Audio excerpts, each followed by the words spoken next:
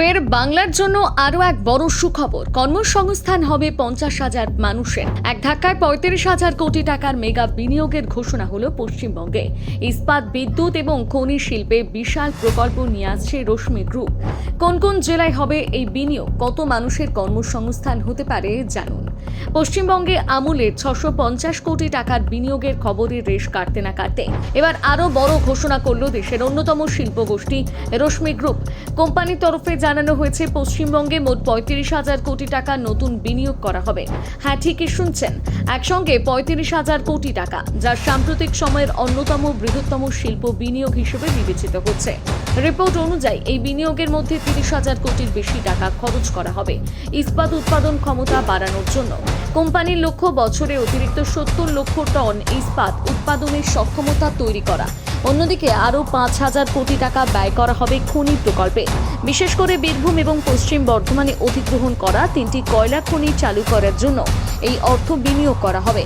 সূত্রের খবর, পুরুলিয়া, পশ্চিম বর্ধমান, বীরভূম, ঝাড়গ্রাম এবং পশ্চিম মেদিনীপুর এই 5টি জেলা বর্তমানে কোম্পানির নজরে রয়েছে। যদিও প্রকল্পের চূড়ান্ত অবস্থান এখনো আনুষ্ঠানিকভাবে ঘোষণা করা হয়নি, তবে সবচেয়ে বড় বিষয় হলো কর্মসংস্থান।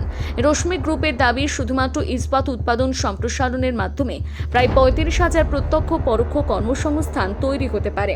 আর কয়লা খনি প্রকল্পগুলো চালু হলে আরও প্রায় 15,000 মানুষের কাজের সুযোগ সৃষ্টি হবে।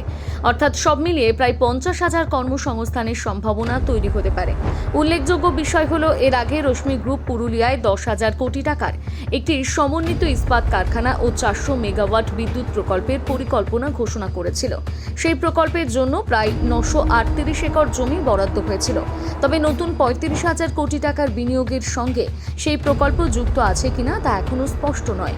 বিশেষজ্ঞদের মতে, এই ধরনের বড় শিল্প বিনিয়োগ বাস্তবায়িত হলে রাজ্যের অর্থনীতি নতুন গতি পেতে পারে। স্থানীয় ব্যবসা, পরিবহন, ছোট শিল্প এবং পরিষেবা ক্ষেত্রেও এর ইতিবাচক প্রভাব পড়বে। সবচেয়ে বড় কথা, বহু যুবকের জন্য নতুন কর্মসংস্থানের দরজা খুলে যেতে পারে। আমলের পর রশ্মি গ্রুপের এই 35,000 কোটি টাকার বিনিয়োগ কি বাংলার শিল্প মানচিত্র বদলে দেবে? এই নিয়ে আপনার কি মতামত জানাতে ভুলবেন না কমেন্ট করে।